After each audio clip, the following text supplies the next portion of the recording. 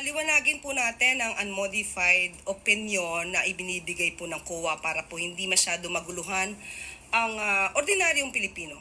Pag sinabi po kasing unmodified opinion, it pertains only to the financial statement presentation.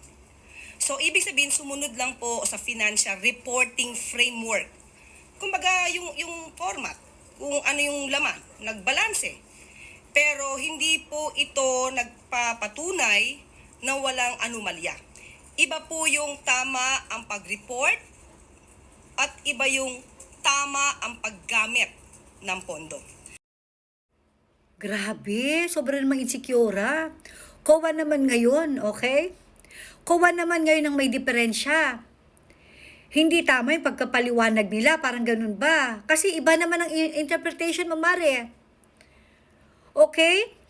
Meron pa ring anomalya kahit na unmodified opinion ang ibigay ng COA sa Office of the Vice President. And 3 taon ito ha, sunod-sunod ito ha. Puro unmodified opinion ang ibinibigay ng COA sa Office of the Vice President. So mayroon pa ring anomalya.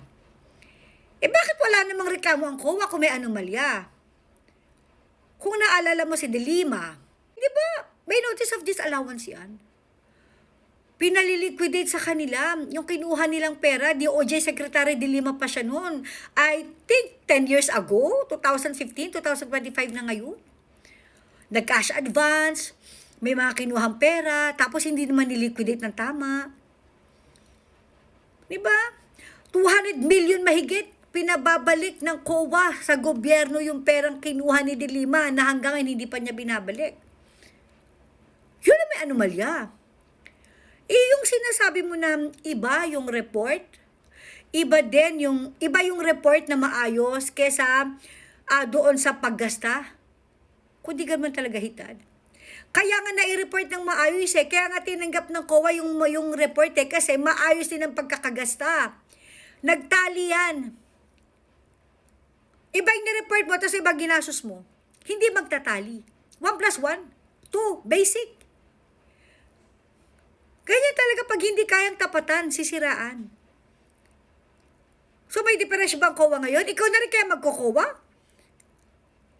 Diba? Anomalya. Hindi nga pumalag ang COA. Wala nga siyang sinabi. Walang sinabi ang COA na mayroong anomalya. Alam mo, Maria?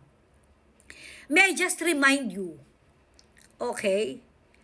Ang pwede lang magsabi na mayroong anomalya o tama ang paggasta, COA. Sa lahat ng ahensya. Kahit sa opisina ng amo mo, COA pa rin ang magsasabi kung tama o may anomalya dyan. Ngayon, meron ka na namang ibang interpretasyon. Sa totoo lang, nakakaawa yung mga clear.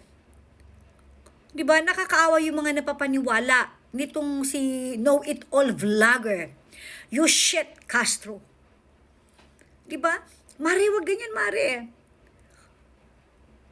Buti na lang ang COA hindi mahilig sa bardagulan, hindi ka papatulan.